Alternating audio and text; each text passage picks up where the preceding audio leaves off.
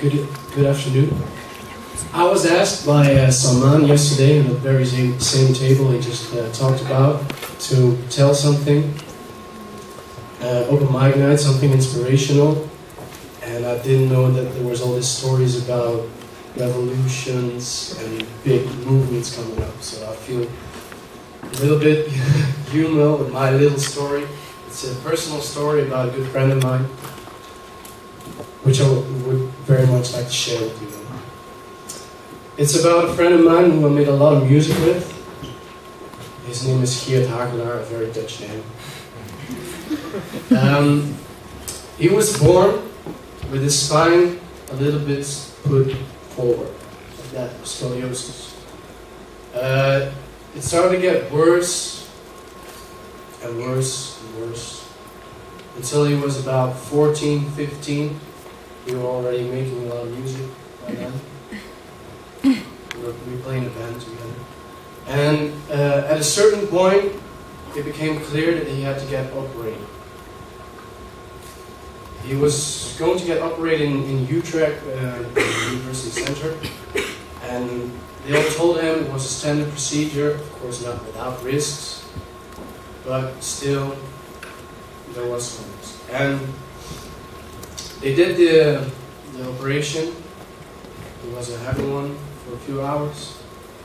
And one of my best friends woke up and he found that he was numb, paralyzed from his belly down. Incontinent. Couldn't move anything. Couldn't feel anything. And that was the time that I stood at his bed and I felt the despair of the whole family standing next to him, saying, look at him, 14 years old, going on 50, and knowing that you'll never walk again in your life. I saw the fear in their eyes. What now? What happens now? And then came the day, and I sat next to his bed. And I looked on his legs, they were lying there on the cushions.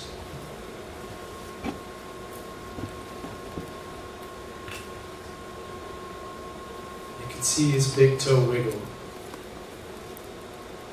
That moment, I felt it. Oh, it's gonna come right again.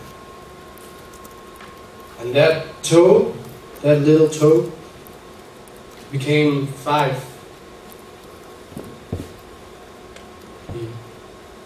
The whole foot, that his left foot became brought to life again.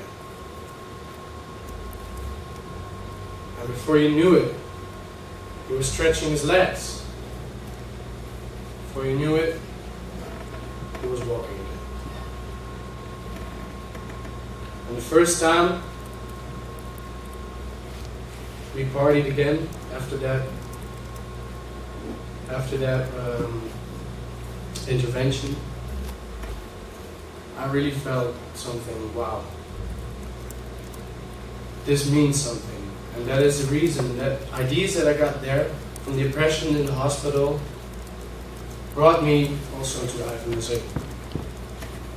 I'm a freshman, I'm only 21, this is my first GA. I've only been in IFMSA for 1 year, but I already feel your ideas and your energy. And yeah, unimaginable power. And I want to thank you all for that.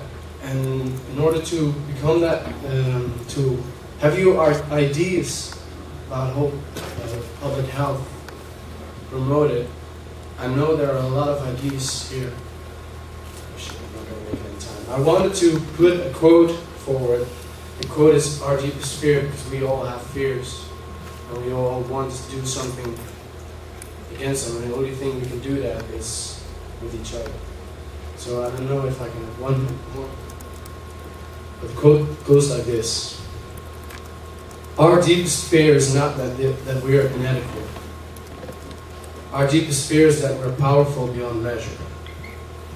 It is our light, not our darkness, that most frightens us.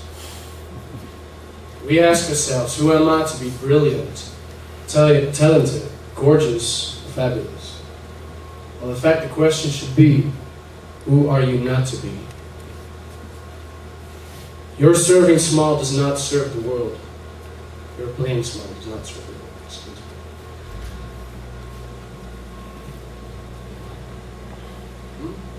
There's nothing enlightened about shrinking so that other people won't feel insecure around you.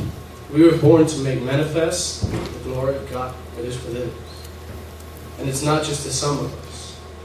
It's in every one. And as we let our own light shine, we automatically give other people permission to do the same. As we are liberated from our own fears, our presence automatically liberates others.